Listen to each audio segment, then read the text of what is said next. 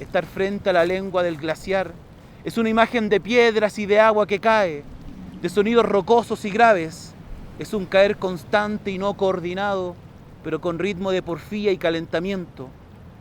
Si alguien quiere sentir que el mundo se derrumba, todo aquí a mis pies, que se pare frente al glaciar Resurrección y escucha su lengua sucumbir. Sudan y crujen las esquirlas del Pleistoceno y rabos de nube con escarchas nos mancillan. Los guanacos al otro lado del río menosprecian nuestra energía y asombro. Ante tanto portón, ante tanto alambre de púas, ante tanto dueño que tiene tanta montaña, es difícil trabar candado a una lengua que se hunde. Y las sílabas son piedras cayendo por el hielo, embarradas, rabiosas, rimando lo que desaparece, los cálculos renales de un dios que resopla y gotea, y gotea, y yo me recuesto bajo las cuevas de hielo y me dejo acariciar por el derretimiento.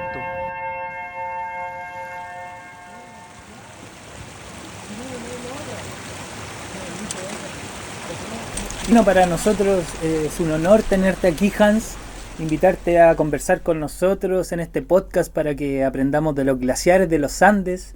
Para la gente que nos está escuchando, les presento a Hans Fernández. Él es un geógrafo, un gran estudioso de los glaciares de acá, de los Andes centrales y en específico del glaciar Resurrección, del glaciar Universidad, que está en nuestra cabecera de nuestra cuenca del Tinguiririca. Así que tenemos muchas preguntas que hacerte, Hans. Estamos aquí ahora en las dependencias de la Universidad O'Higgins, en la campus Colchagua. Así que te vamos a dejar aquí con nuestra querida amiga Rayen, que te va a hacer algunas preguntas y eso, que tengamos una linda charla. Para poder comenzar a darle ya vida a esta entrevista, te voy a ir haciendo unas pequeñas preguntas. Tú me las vas contestando y así nos vamos también conociendo. Súper. Hans, nos gustaría saber cuál fue el primer glaciar que visitaste en tu vida. El primer glaciar es un glaciar que casi ya no existe, que es el glaciar San Francisco, en el Cajón del Maipo, que quedaba en el Monumento Natural Morado. Ahí fuimos hace 10 años atrás, quizás 15, con un profesor de la Universidad de Chile. Acuérdate que nos introdujimos en una cueva de hielo, conversamos sobre la morfología de los glaciares. Para mí fue revelador eso. Y lamentablemente ese glaciar, así como estaba, desapareció. Entonces, también eso ha sido algo que para mí fue revelador, algo que para mí me cambió la vida. Ya no está, y eso encuentro que es un elemento que yo no le puedo mostrar a las próximas generaciones. Wow. Que sea también un elemento revelador.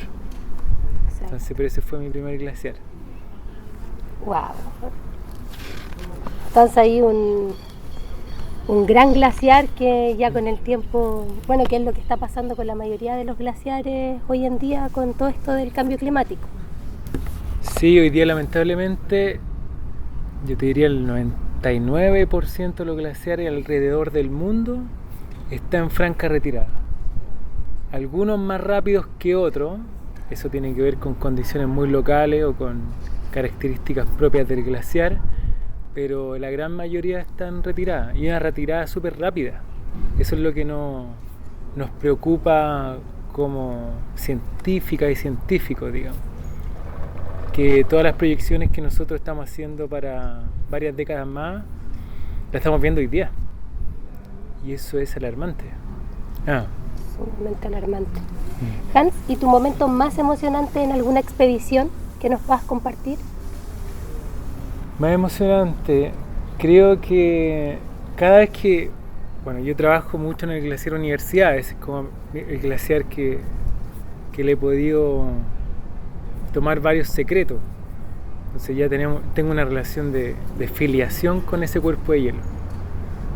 Me pasa que cada vez que voy con personas que yo realmente quiero, estimo, llámese colega o amigo, y compartimos arriba del glaciar, para mí ese es un momento muy emocionante.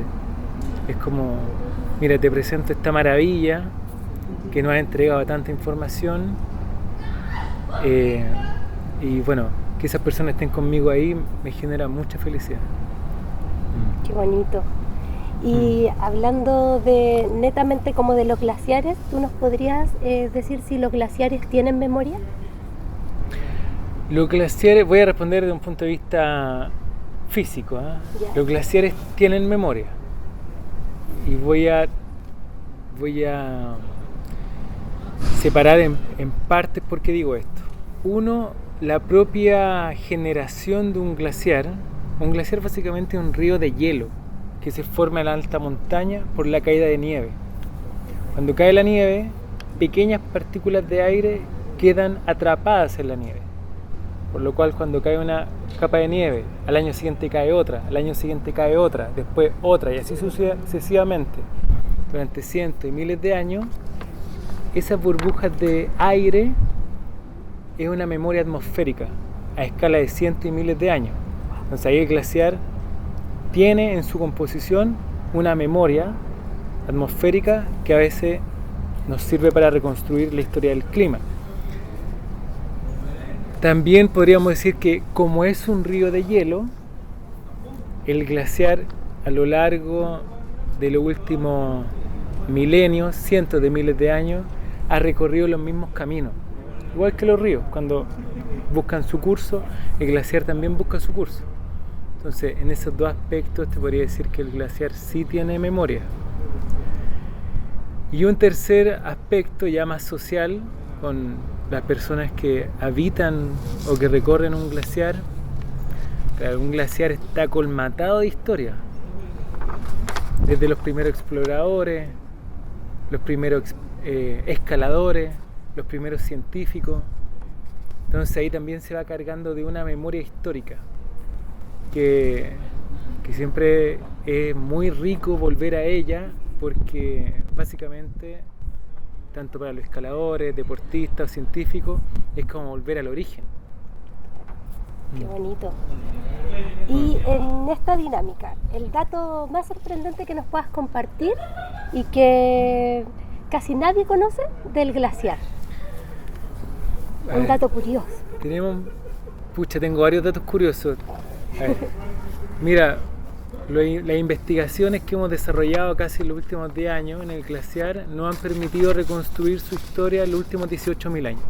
18.000 años, ya. Ya hace 18.000 años el frente del glaciar estaba muy cerca de lo que hoy día se conoce como los Maitenes, que es donde rescataron a los rugbyistas uruguayos. Ya, perfecto. Donde los fue a buscar el helicóptero, donde hicieron entrevistas. Bueno, esa fue una de las posiciones del glaciar, o muy cerca de ahí, hace 18.000 años. Otra cosa que también es un dato muy notable que tenemos del glaciar, que la última expansión que tuvo ocurrió en lo que se conoce como la pequeña edad del hielo, que es un periodo frío, más húmedo en general, que ocurre entre el año 1300 y 1850. Ya. Ahí sabemos que el glaciar fue 3 kilómetros más extenso que en la actualidad. Y esa pequeña edad del hielo está registrada en los Alpes de manera se ha estudiado mucho, y el glaciar Universidad es uno de los pocos glaciares que tiene registro de ese periodo en los Andes centrales. ¡Ay, qué hermoso! De hecho no sé si hay otro. Yo tengo el recuerdo ahora que no tan detalladamente como el glaciar Universidad. Entonces una pequeña edad de hielo. La pequeña edad del hielo, y es muy interesante porque el glaciar atestigua que creció, y claro, ahí empiezan a surgir otras preguntas. Hans, vamos a hacer una dinámica ahora. ¿Ya? Entonces me gustaría que cerráramos los ojos por un minuto y que imagináramos que estamos en la cordillera. En la cordillera, que el viento está golpeando nuestra cara, ese viento frío después de quizá una nevada reciente. Y también escuchamos en nuestros caminos, en nuestros pasos, el hielo de nuestros pies, ¿cierto? Hans, ¿qué se siente estar frente a un glaciar? Es una sensación es abrumadora, porque uno puede decir, este es un dinosaurio de hielo. ¿Dinosaurio en qué sentido? la magnitud del tamaño. Es un glaciar muy extenso, que a veces parece inabarcable a pie. De hecho, creo que tiene algo de inabarcable. También tiene una antigüedad de varios cientos de miles de años. Y eso es abrumador, o sea, es algo tan imponente. Es abrumador, pero también es maravilloso. Habla de estos milagros que produce la naturaleza en la cordillera. Es un paisaje que a mí al menos me hace sentir muy vivo. Me hace sentir que vivimos en un planeta muy bello, que hay que cuidar. Entonces te diría esas dos sensaciones. Primera, me abruma, pero de una forma muy maravillosa. También te diría que me conmueve. Los colores, los sonidos. Tú hablas del sonido del aire, del agua corriendo en el hielo. El glaciar siempre sorprende con algún sonido. Hace algunas semanas estábamos con unos colegas arriba del glaciar y escuchamos un estruendo bajo nuestros pies. Nos quedamos mirando, un poquito helados, pero después concluimos de que el glaciar estaba reptando con nosotros arriba, se estaba moviendo. Entonces, claro, eso es maravillosamente abrumador. Y con respecto, y ahora posicionándonos en el glaciar Universidad, tengo conocimiento de que los arrieros al glaciar Universidad lo llaman resurrección. Quizás también es por esta dinámica que nos comentabas de esta pequeña era del hielo, donde el glaciar crece, sale, entra, luego entra, sale. ¿Qué sabes tú de ese nombre? Sí, mira, esto lo he conversado con los arrieros. También encontré alguna vez un documento del Club Andino Alemán de 1928 o 1938 en que se describe una expedición al glaciar Resurrección, aquí en la cordillera de San Fernando. Entonces sí, es un nombre que se le decía al menos a principios del siglo XX. Nos hemos preguntado mucho el por qué el Resurrección. Una de las hipótesis que tenemos es justamente que el glaciar pudo haber sido observado durante estos avances en el siglo XIX. Entonces, claro, el glaciar revive, el glaciar reavanza. Pero también alguna colega me dijo, quizás se llama Resurrección porque la primera vez que vinieron arrieros a este lugar fue durante Pascua de Resurrección. Muy parecido a lo que pasa en la isla de Pascua. Claro. Y yo dije que eso tiene mucho sentido también. Sí, lo cierto es que el nombre Resurrección a mí al menos me intriga, pero no tengo una respuesta certera del por qué se llama así. Tengo esas dos hipótesis.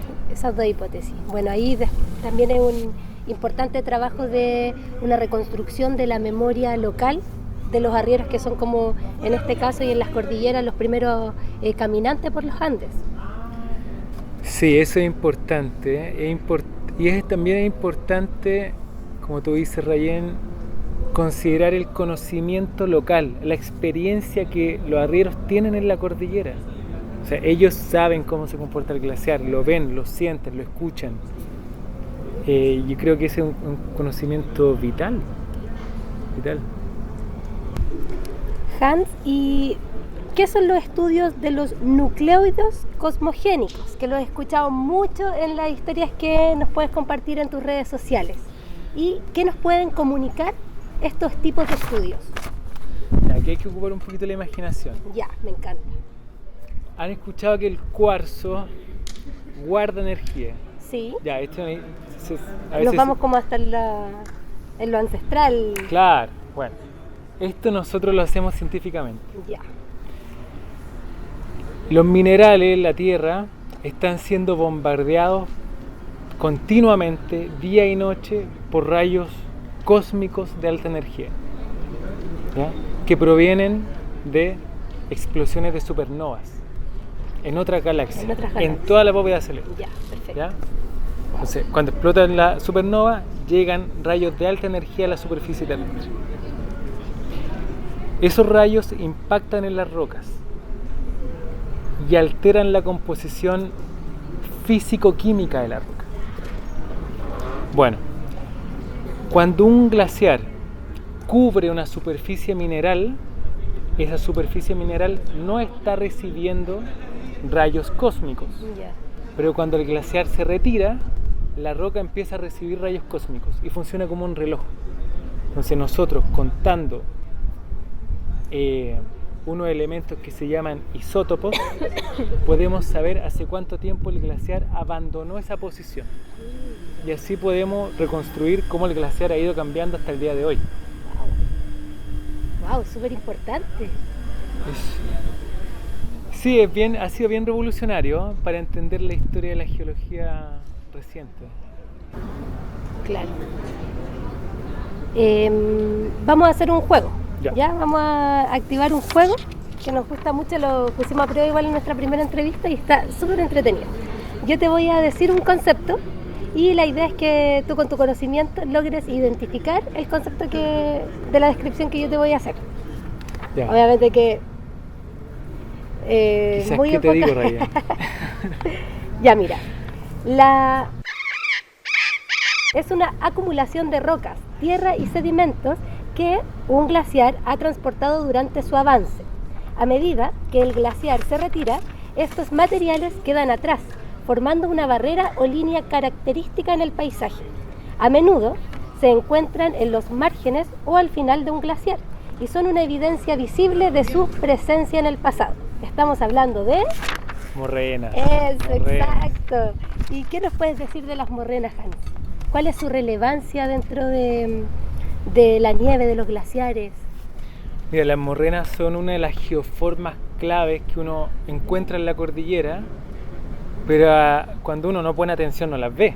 Pero las morrenas están en buena parte de las cabeceras de las cuencas. Wow. Como bien decía tu descripción, las morrenas nos dicen básicamente hasta dónde llegaba el glaciar. En algún momento que nosotros no sabemos, tenemos que estudiarlo. Pero sí las morrenas atestiguan de que los glaciares fueron más extensos en el pasado. Las morrenas son varios tipos de morrenas. Ahí están las morrenas laterales, que nos indican el ancho y el alto del glaciar en el pasado. Están las morrenas frontales, que nos indican el frente del glaciar. Bueno, yo te diría que claro, poder dibujar la silueta del glaciar en el pasado se hace gracias a las morrenas, que son básicamente cinturones que dibujan la silueta del glaciar. Y yo invito a la gente que escucha este podcast a que busquen Google Earth morrenas en la cordillera. Es muy fácil encontrarlas, de hecho. ¿Y cuál podría ser, o sea, como para una persona que no es muy entendida en la materia, una diferencia clave entre un glaciar y el permafrost? El permafrost, o sea, el glaciar tiene una zona de acumulación de masa, que es donde cae la nieve y la nieve no se derrite, y así la nieve se va acumulando y en la medida que se acumula va fluyendo pendiente abajo. Tiene movimiento. Tiene movimiento, el río de hielo. En cambio el permafrost es suelo congelado, no tiene zona de acumulación, Ya. tan solamente, y tampoco es determinante el contenido. Puede tener minerales, puede tener materia orgánica, puede tener solo roca, puede tener hielo masivo o hielo segmentado, pero lo básico del permafrost es que esté bajo cero, nada más. Claro, y si el planeta se sigue calentando, eso se va a derretir, ese suelo congelado. ¿Y cuáles son estos efectos que puede causar? En los Andes, el principal efecto de la degradación del permafrost es la propensión de derrumbes, deslizamientos de laderas, flujos de escombros. Y voy a explicar por qué. Los Andes tienen unas pendientes súper escarpadas, algunas de 20, 30, 40, 50 grados. Esas paredes escarpadas en altura están congeladas, están cohesivas, están los restos de roca, los fragmentos de roca están pegados los unos a los otros. Cuando la pared de montaña se descongela, la roca se relaja y cae. Y eso, bueno, hay colegas que han empezado a estudiar eso y creo que esa podría ser una de las situaciones que vamos a ver los próximos años. Grandes derrumbes, grandes deslizamientos de ladera, como por ejemplo el caso de Hierba Loca, donde hay un gran movimiento de ladera en las partes altas de la montaña y está asociado justamente a la degradación del permafrost. Y súper importante entonces intentar conservar para que no exista este derritimiento y se provoquen estas cosas, ¿o no? ¿Cómo lo Yo podemos...? creo que es fundamental. Esto lo hemos hablado con colegas y creemos que debería ser una cuestión prioritaria, no solo atender a la preservación de los glaciares, sino también tender a la preservación del permafrost.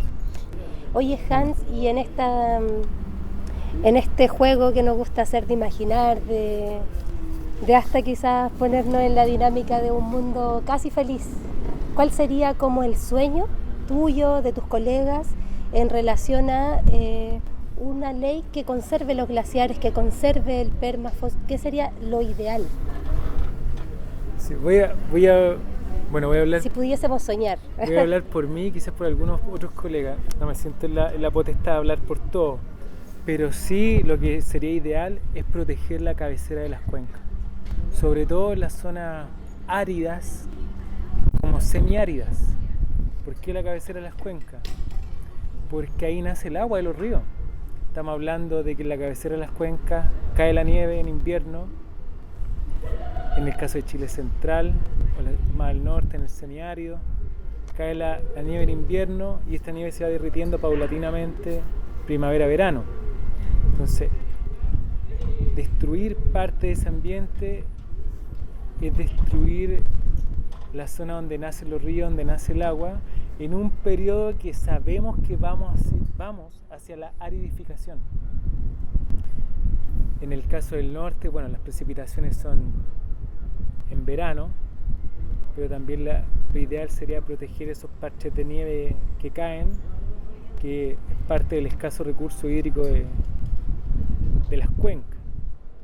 También, ese es un punto de vista más práctico y estratégico, ¿eh?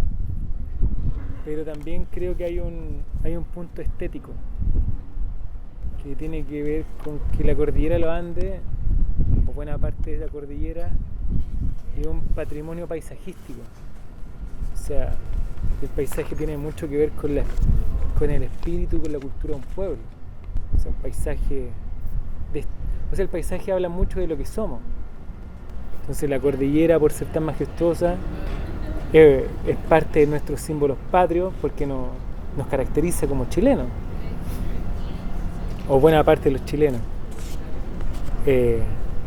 Así que también creo que sería fundamental, o a mí al menos me gustaría que existieran más parques naturales, más zonas de protección en la cordillera.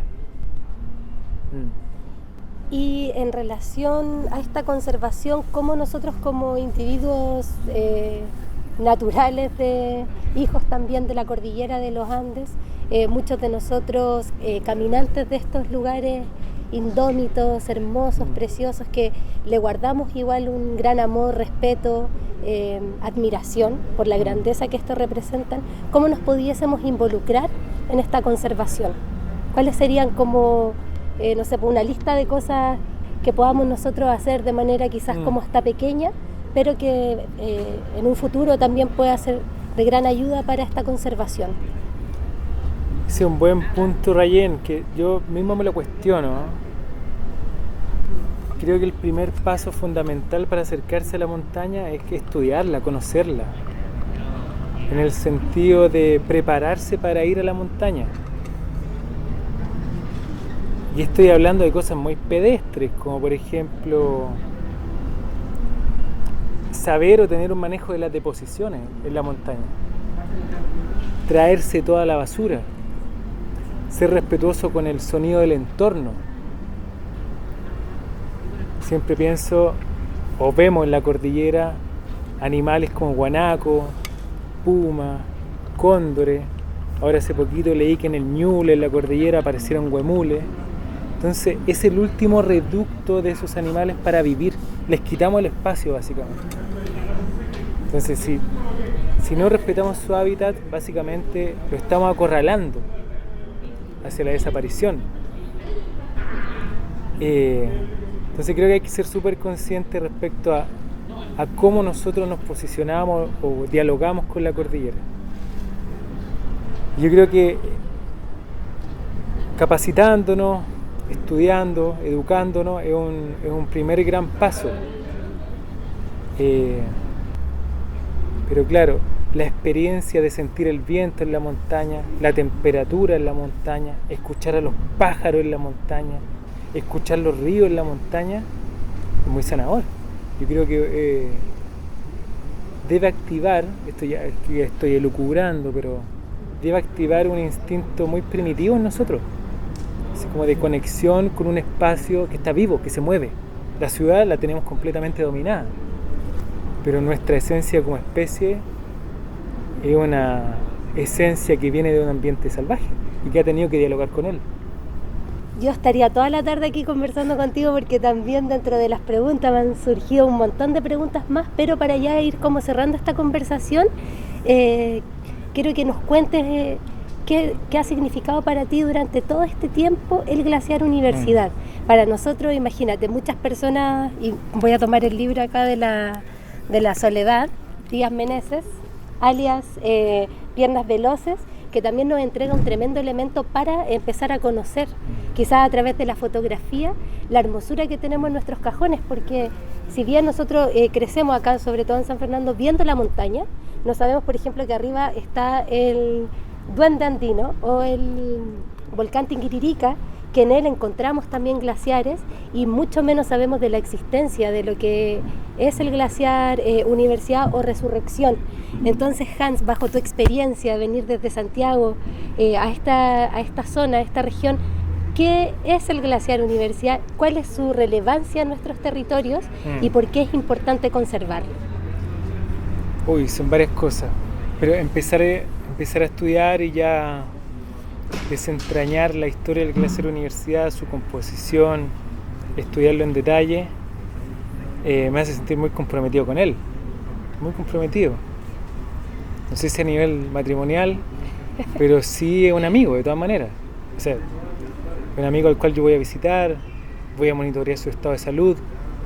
Lamentablemente, cuando pienso en eso, digo, estoy monitoreando su estado de salud, pero sé que no sana, sé que está ahí decayendo permanentemente. Entonces, claro, ahí hay un sentimiento de responsabilidad y también de responsabilidad en torno a que se deben hacer cosas para que esto no siga ocurriendo.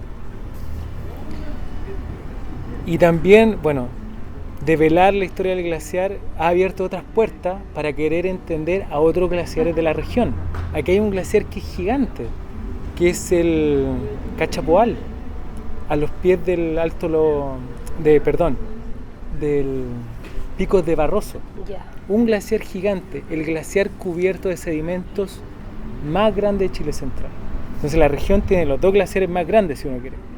El glaciar Universidad con 25 kilómetros cuadrados y el Cachapoal, el glaciar cubierto más grande de todo Chile Central. Entonces, claro, ahí me pregunto, ¿el glaciar Cachapoal se comporta al igual que la universidad? ¿Tienen la misma personalidad? ¿Responden diferente?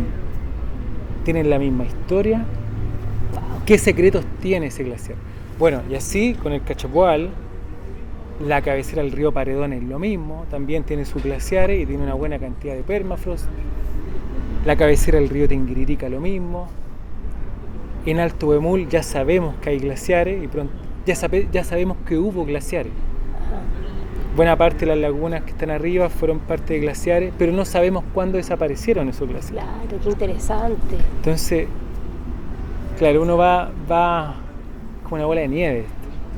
Entonces uno se va entusiasmando, van saliendo preguntas, se va uniendo gente y ahí, claro, uno va armando una comunidad de interés en la montaña que es bien bonita, la verdad. ¿Y cuál es la importancia? Bueno, voy a pensar siempre en lo más práctico, el agua.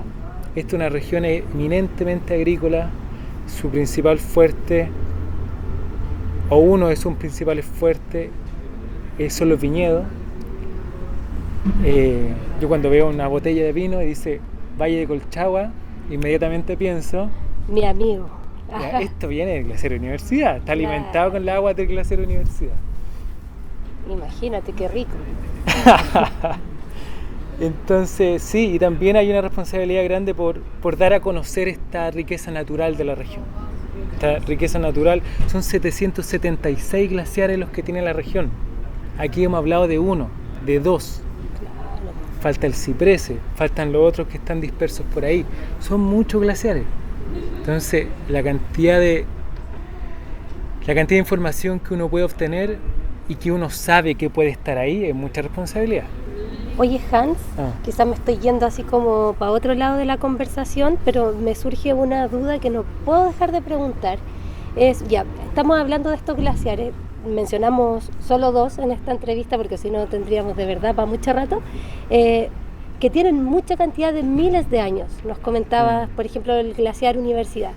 ¿Existen glaciares que se vayan formando desde ahora y que sean en miles de años más para un futuro? Hoy día no se están formando glaciares. Hoy día los glaciares están sobreviviendo con lo que tienen. No hay condiciones para la formación de glaciares. Está lloviendo menos, por lo cual la nieve que propicia la formación de un glaciar es cada vez menos. La temperatura está cada vez más alta, por lo cual también eso perjudica a la formación de nieve y a la perduración de esta. Así que al menos en este momento no tenemos condiciones para que se generen nuevos glaciares. Y en este viaje al Duende Andino, ¿cuáles son tus proyecciones a corto plazo? ¿Cuál es el trabajo, la dinámica que estás llevando? Nos comentabas al inicio de esta entrevista que estás como con la intención de poder dar a conocer los resultados de estos estudios, sí, de estas visitas al glaciar Resurrección Universidad, para ya finalizar la entrevista. ¿En qué está Hans Fernández en la actualidad? Lo que estamos tratando de hacer, bueno, por un lado es comunicar la cantidad de información que tenemos, que no es poca. Ya hemos recopilado harta información de este glaciar. Son 10 años de trabajo. Por lo cual, a fines de año tenemos el plan de generar un seminario para dar a conocer parte de nuestro estudio. Algunos de ellos asociados al glaciar Universidad, otros asociados a otros glaciares de la zona, cercano al glaciar Universidad, también en la cabecera del río Tinguiririca, donde estamos llevando estudios justamente asociados a la desaparición del glaciar y a la aparición de permafrost. Queremos saber si eso es relativamente nuevo en el tiempo geológico o ya viene ocurriendo hace varios cientos o miles de años atrás. Eso lo queremos ver. Y también, bueno, tenemos en carpeta extender estudios hacia la cuenca del Cachapoal.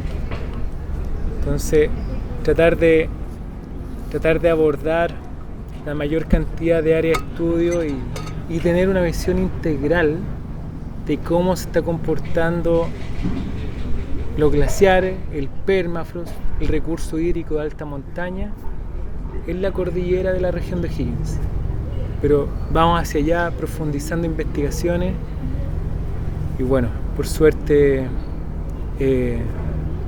vamos bien encaminados. Eso, muchas gracias, Hans. Damos por finalizada esta conversación.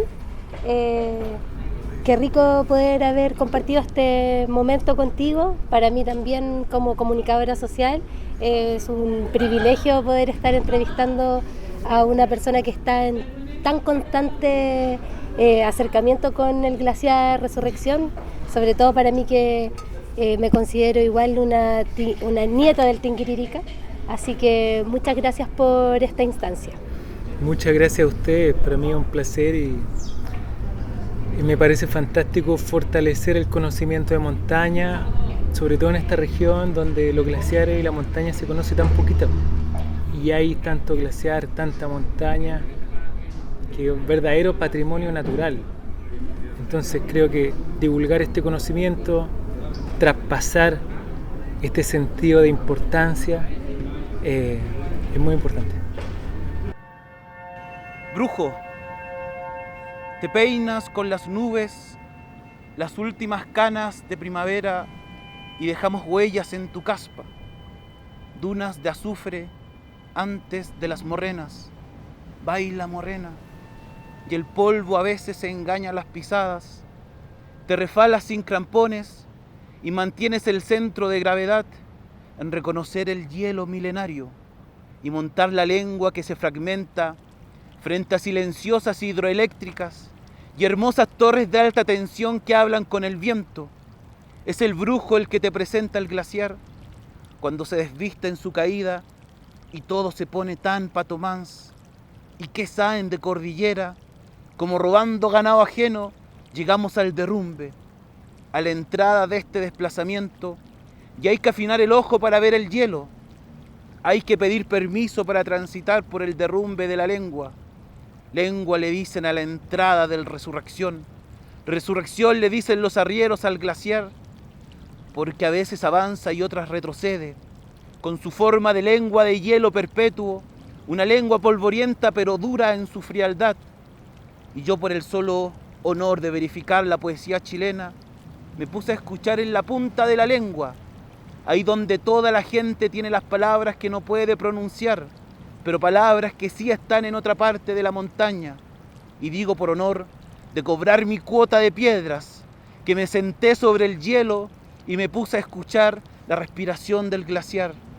Solo conseguirás piedras, la respiración pegada al hielo, al mar y las montañas. Solo conseguiré piedras que desploman el sudor de barro del hielo inmortal. Estar frente a la lengua del glaciar es una imagen de piedras y de agua que cae, de sonidos rocosos y graves.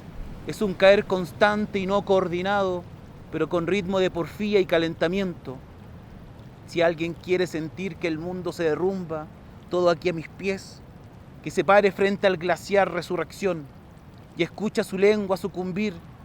Sudan y crujen las esquirlas del Pleistoceno y rabos de nube con escarchas nos mancillan. Los guanacos al otro lado del río menosprecian nuestra energía y asombro. Ante tanto portón, ante tanto alambre de púas, ante tanto dueño que tiene tanta montaña, es difícil trabar candado a una lengua que se hunde.